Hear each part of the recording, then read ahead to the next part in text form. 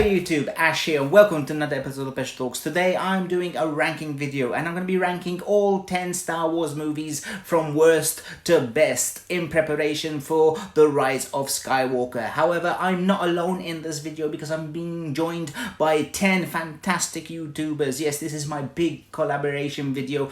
I've invited 10 YouTubers to talk about each film as I count it down. Obviously, I know this video is going to be kind of risky because it might get me a lot of thumbs down and unsubscribes depending on where I rank The Last Jedi. Yes, I know, that's where we've come to in this world, in this fandom. But I'm ready to take the risk. And it's perfect time to say, disclosure! Please remember, this is my chart. It's going to be different from your chart. Everyone's ranking is different. So please accept it, and if you want to drop a comment down below with your ranking of all these Star Wars films, feel free to. In fact, I encourage it, and maybe even comment on my ranking, but please keep it civil. And also while you're down there, remember to hit that subscribe button because it really helps me out, and also subscribe to some of these other fantastic YouTubers because they all have fantastic channels, and yeah, show some support. They help me out, let's help them out. But anyway, enough talk, let's get in with number 10. At number 10 is Star Wars Episode 1, The Phantom Menace, or aka The Phantom Bore. Yes, now I remember when this film opened, I was super excited because it was a new Star Wars movie and I was at the age where I could actually go to the cinema, and I went to the midnight screening, and when I watched it I thought it was good, I enjoyed it, but I felt there was something missing. Then obviously I watched it at home, I've watched it again, and I've watched it a couple of times and I realised what was missing. The fun. Yes, this film is boring. Really boring. And in my rewatch, because I've rewatched all these films to rank them, I nearly turned it off because it's that boring. Yeah. Sorry. But that's my thoughts on this film. Now it's over to a good friend of mine called BeeRay, and he's going to tell you what he thought of The Phantom Menace. Star Wars Episode 1, The Phantom Menace, is the 1999 blockbuster written and directed by George Lucas. It serves as the first entry in the prequel trilogy. While this film is riddled with some pretty brilliant moments, these including fantastic performances from Ewan McGregor and Liam Neeson, an amazing score written and composed by John Williams, some of the best lightsaber duels you will see in the entire Star Wars saga, and a pretty damn good villain. Sadly, this is just not enough to save this film from being a bit of a mess. An incredibly poor performance from the young Jake Lloyd, who plays young Anakin Skywalker, as well as the incredibly annoying character of Jar Jar Binks, coupled with horrendous CGI, a long, boring story, and too much political talk, make this film okay at best. Coming in at number 9 is Attack of the Clones. Yes, you thought that would be the number 10, didn't you? For me personally, it's more fun than The Phantom Menace. Yes, the acting is terrible. Yes, the dialogue is really bad. Yes, it makes no sense that Padme's much older than Anakin, but now they're in a love. That's just weird. However, it is more exciting than The Phantom Menace, in my opinion. It has a great fight between Yoda and Count Dooku. It has some great fights between Obi-Wan and Jango Fett. So it had that element of action. And here to give you some interesting facts about Attack of the Clones is a massive Star Wars fan who's also an up-and-coming director. So who knows, maybe in the future she might direct a Star Wars movie herself. It's Bruna full of sugar. Hello, Ash and all your subscribers. My name is Bruna. Thank you so much for having me on your Star Wars ranking video. The film that I got was Attack of the Clones. I am not a movie reviewer, and I know that not a lot of people like Attack of the Clones. I decided to bring a little bit of my channel over to Ash's video and just basically give you some very interesting facts from a filmmaking perspective on the film, because maybe it will help people that don't like it as much appreciate it a little bit better. Attack of the Clones was actually the third film to ever be shot in a 24p digital camera. Before that, most films were shot in actual film. This is the only Star Wars film in which the camera tilts up instead of tilting down after the opening crawl. Every clone trooper in this film is computer generated. Attack of the Clones is the most expensive Star Wars film ever made before The Force Awakens. So when we only had originals and prequels, Attack of the Clones was the most expensive film at $120 million of budget. What's really interesting is there were some visual clues incorporated in the film to help the audiences understand who was who, especially when it came to troopers, because there were so many of them. The Republic clone troopers always move from screen right to screen left, and the Separatist battle droids will move from screen left to right. This is mainly because in filmmaking it is said that the villain will usually be associated with the left side and the hero will usually be associated with the right side. Thank you so much for having me in your video, Ash. I hope these fun facts were fun and informative. And yes, I hope people can appreciate Attack of the Clones a little bit better after this. Coming in at number 8 is Solo. Yes, this is the origin story of one of the best characters in the original trilogy, Han Solo. And for me, this film was unnecessary, it was pointless, and it was pretty boring. I really didn't find myself excited at any point of the film. This for me was a Disney cash grab. Okay, he meets Chewbacca. That was kind of fun, but how he gets his name is ridiculous. Alright, it was fun seeing him, you know, get the Millennium Falcon, but again, nothing really necessary, nothing that we really needed to see. Yeah, and the whole Darth Maul thing at the end, and that sets up more movies that, yeah, they won't ever happen. This was a flop, both critically and financially. However, here's someone who enjoyed it a lot more than me, and that's Larry from LC Screen Talk. My name is Larry from LC Screen Talk, and I'm here to talk about Solo, a Star Wars story. An innocuous, perfectly harmless, and fun origin story to one of Star Wars' most beloved characters. Anchored by really great performances from Alden, Amelia, Harrelson, and Glover, who all have wonderful chemistry together. This movie provides all of the fun, banter, and chemistry you're hoping for, with really cool action set pieces, particularly that train ship scene. Oh, awesome. And really captured the essence of just a fun space romp that Star Wars often gets away from. Now, if only it hadn't have delved into unnecessary fan service, weird revelations about Chewie eating people, or rather overbearing and kind of annoying droid sidekick, and worst of all, that absolutely horrendous line about the Solo surname. Ugh, gag me. But overall, I found Solo to be a good time and a fun summer blockbuster for the Star Wars franchise. Thank you so much, Ashley, for inviting me on to talk about Solo, and I can't wait to see the Star Wars ranking. So coming in at number 7 is the last film from the prequels, yes, Revenge of the Sith. This was probably the best one of the prequels. Once again, the film had terrible dialogue. However, it was cool to see Darth Vader finally become Darth Vader. Wait a minute. Oh yeah, Anakin become Darth Vader. Yeah. But anyway, although he did kill a load of kids, which was kind of weird. Yeah.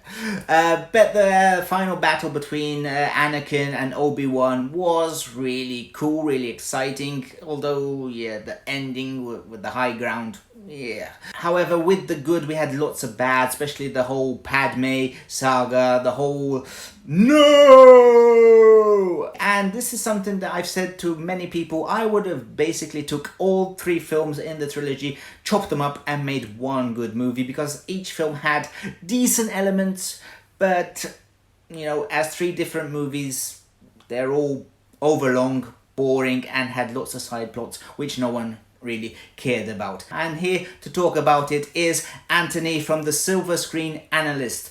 Take it away! Episode 3, Revenge of the Sith, is easily my favorite of the prequel movies, and I actually think it's a fine film despite some of its flaws. I think the final act is very intense, it's emotionally gripping and compelling, and it certainly thrived on the performance from Ewan McGregor. I think Christensen and Portman were also much better in this movie, with the dialogue being much more toned down from the prior two movies, and to me it was really fun to see Anakin's final descent into the dark side and the effects that this had on those around him. It created some just great emotionally fueled moments between Christensen and McGregor that I think still hold up today, and the movie, I'll admit, does have its problems, but I also think it gets kind of a bad rap for being grouped up in the prequel trilogy.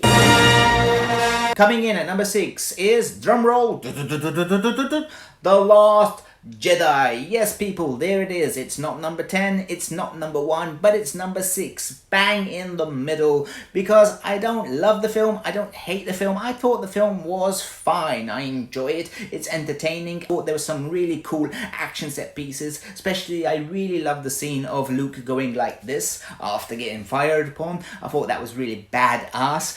However, yes, it does have some ridiculous moments. The whole casino scene, subplot was useless, and yes, it does have too much over the top humor, and also I did like Luke going like that, but I hate what they did with him as a character and that they killed him off. So there you go, that's my thoughts on The Last Jedi. It's okay. And here is someone who actually really loves the film a lot.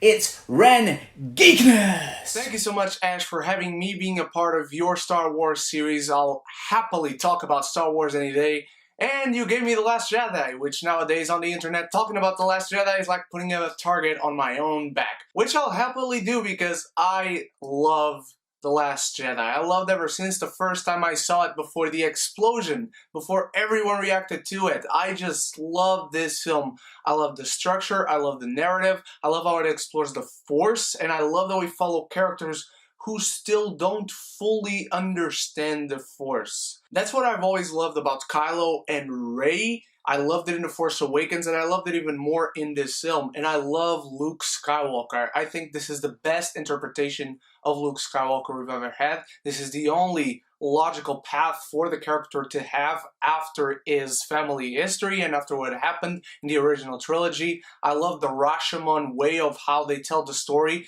Just everything about The Last Jedi works for me. Maybe except for the Casino Planet, but that's a whole nother story. Yes, I'm the guy who just loves what they do in this film, with the characters, with the story, with the mythos, and Daddy-O the cameo.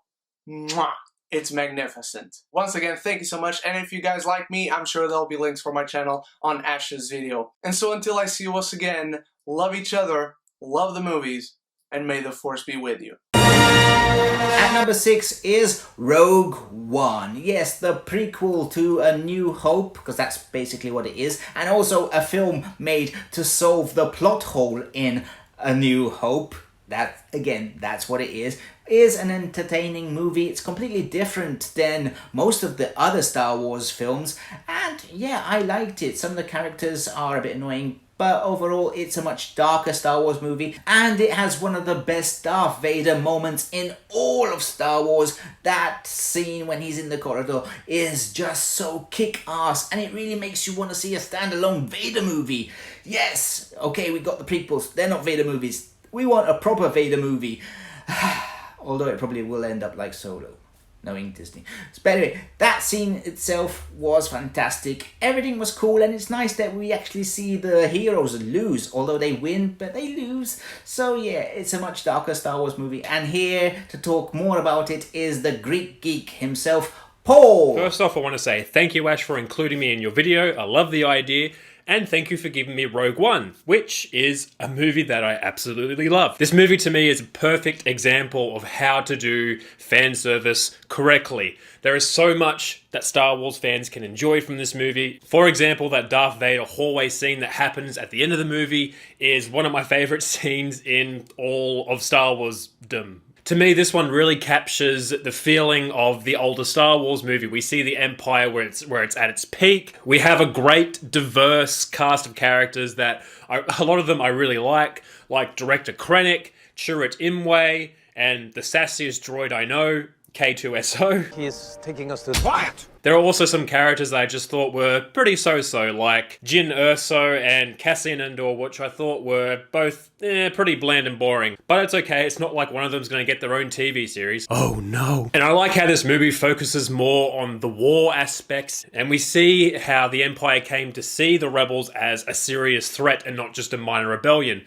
We see how well the rebels steal the Death Star plans and hold their own against the Empire fleet and their ground troops on Scarif, which are some of the best fighting scenes I've seen in a Star Wars movie. So those were my very quick thoughts on Rogue One. Again, thank you, Ash, for including me in this video. Thank you again. I'll catch you next time. At number 4, I have The Force Awakens. Yes, the big comeback for Star Wars after Disney bought Lucasfilms. Yes, now I know it's been in the news lately that they basically screwed George Lucas, as they promised they would use his script and then they went their own way, which is a douche move. However, yes, The Force Awakens is a fun movie. Yes, it's A New Hope remade, but yeah, it was fun. There are some moments which really had me laughing out loud. There's some moments which are really exciting. And it was so cool to see the original characters back on the big screen for the first time. Chewie, Han, Leia, the Millennium Falcon. And then we got some of the newer characters binded with them. Obviously, we had original character die, which was a shame. And then another original character died in The Last Jedi. So, yeah. The Force Awakens is a fun film, and it's a really good film to get new Star Wars fans into the fandom. Obviously, then they get scared off by people talking about The Last Jedi. And here to talk about The Force Awakens is a big friend of mine, Angela from Morbid Heart Design. And yeah, check out her costume as well. Hello everyone! I am excited to be here today to talk about one of my favorite topics, and that is Star Wars. Ash has asked me to talk about The Force Awakens. One, I was super excited when Disney announced the purchase because I've always wanted more Star Wars beyond the books and the comic. And I do feel for Force Awakens, Disney played it super safe. This movie was very cookie cutter to the original trilogy. 1, you have our protagonist on a desert planet. 2, you have a droid with important data. 3, the bad guys, the antagonists, are looking for this little droid with important data. 4, you have the protagonist end up in a situation where they have to get the droid back to the good guys. So next is, advice is sought from a little green ancient person on a lush planet. And in the end, you have a group of protagonists being separated for an unknown period of time, like in Empire Strikes Back. I particularly enjoyed the campiness about this movie. I feel it did a really good job of making its own campiness, while as still honoring the original trilogy's campiness. In this particular movie, I do feel they did a great job at honoring the original characters, and then creating new, exciting, interesting ones for us to see evolve and take over the mantle. Thanks for having me, Pushel Talks! So we've reached the top 3, and you guys know which films are in the top 3, obviously, since you're paying attention. What did you think of the ranking so far? Drop your comments down below, and yeah, let's get into the original trilogy, because that's what's left. So at number 3 is something which is gonna annoy a lot of people, and that is The Empire Strikes Back. The original trilogy is always miles above any of the other Star Wars movies. However, I have to go on what I like and what my memories are when I was a kid, because these were the films that I grew up with. And The Empire Strikes Back was always a film which I liked the least of the Star Wars movies. In fact, it used to scare me a lot, and it was the one I used to watch the least. I just said that. Yes, I know, rewatching it now, I can tell that it's a masterpiece. I can tell it's really a really dark movie which shocked a lot of viewers the first time. But I still have that bigger connection with the other 2 films. And the film is jam-packed with fantastic scenes, from Luke being trained by Yoda to Han and Leia's goodbye. And I know, oh, so good, to the battles in the snow, the big ATA walkers. Wow, yes, this is a masterpiece. And here to talk about the film, which is probably number 1 in near enough everyone's ranking except me, is Daniel Berrios. What's it, 90 seconds? Let's do this. Wow! Hey, Ash, before I start this, if you want to announce me as Daniel, cool. If you want to use my full name, Daniel Berrios. It sounds like a cereal. Berrios! The Empire Strikes Back. For me, this is where Star Wars becomes Star Wars. Because A New Hope is raw material. It's the archetypal hero's journey. But this has Yoda. This has the Hoth battle, which is the thing that I think of whenever I think of Star Wars. Before lightsabers, before the Force. This movie really feels like a war movie. You get to have the most conflict, the most struggle. Darth Vader delivers the defining line of Star Wars outside of May the Force be with you. This movie is just unbelievable. Honestly, if The Last Jedi didn't exist, this would be my favorite Star Wars movie. So we've reached the top 2, and at number 2 I have Star Wars A New Hope. Yes, the film that started it all. A fantastic space opera, a film which made so much money on such a small budget. No one expected this film to be the hit it was, and that, you know, its legacy would live on and on and on and on. But it's just a fantastic, entertaining film. It's basically a fairy tale. A princess gets robbed by a black knight. A young hero must save her. Oh, you know, great practical effects. A film that has changed a generation. Kids like me grew up on Star Wars. Everyone loves Star Wars. Well, not everyone. There's quite a few people that hate it. This, of course, was the film that introduced one of the most famous villains in Hollywood, Darth Vader. Oh, this is so much fun, and it's a film which I've seen again and again and again, and I will continue to watch again and again, and hopefully one day my daughter might actually watch it, because I can't get her to watch Star Wars. Star Wars is a Hollywood classic, and it will live on and on and on. And here to talk about it is a good friend of mine, Dan Jenkins from Dan Jenkins Movie Talk, and he has a sort of similar t-shirt. Hey everybody, how's it going? And a huge thank you to Ashley for having me as part of this segment, and a massive thank you for letting me talk about Star Wars Episode 4 A New Hope, which is my first childhood memory. Was sitting in the back seat of my parents' car at the drive-in, seeing Darth Vader coming through that corridor. That's the first thing I ever remember, because I was fortunate enough to be around at the time when the original trilogy actually came out. Now, this movie was not only important to me, but the whole world. I mean, on a personal level, it shaped who I am today. You know, I was obsessed with Star Wars as a kid, and I really think that gave me my love of movies and turned me into the big movie nerd that I am today. But, you know, we're talking about a movie that 42 years later, it's still relevant. I mean, Star Wars is such a big industry still, and it all comes down to the fact that this film, it wasn't just a cinematic adventure. I mean, George Lucas, he studied archetypal hero journeys and the philosophies of Joseph Campbell and, delved into like Flash Gordon and serials. He just put all these things together into this incredible movie that changed cinema, it changed special effects, it won the whole world over, and like I said, 42 years later, we are still here talking about it. So that's what I got to say. So at number 1, and my favorite Star Wars film of all time is Return of the Jedi. Yes, I know that's going to shock a lot of people because a lot of people think it's the weakest of the trilogy. However, as I said, this is my childhood and this was my favorite Star Wars movie, and it still is my favorite Star Wars movie. I love the Ewoks. Yes, I love the Ewoks. I love the humor. I love the excitement of this film. I love the final battle between Luke and Darth Vader. I love when he grabs Palpatine and just saves his son, his redeeming moment. It's so exciting. The whole battle, yes, the Death Star 2 was kind of knockoff, but it was so cool. And as I said, as a kid, this was my favorite. This is the film I used to watch and watch and watch and watch. I always want to watch the one with the Ewoks. Yes, I know that sounds strange, and it is even being ridiculed on Stranger Things when he says the one with the teddy bears. I don't care. I really love this film. This for me is Star Wars. This is the film I always think about when I think about the original trilogy. I love it, and I'm not afraid to say it. So yeah, I love Star Wars Return of the Jedi, and that's why it's my #1 Star Wars film of all time. And here to talk about it is, I forgot.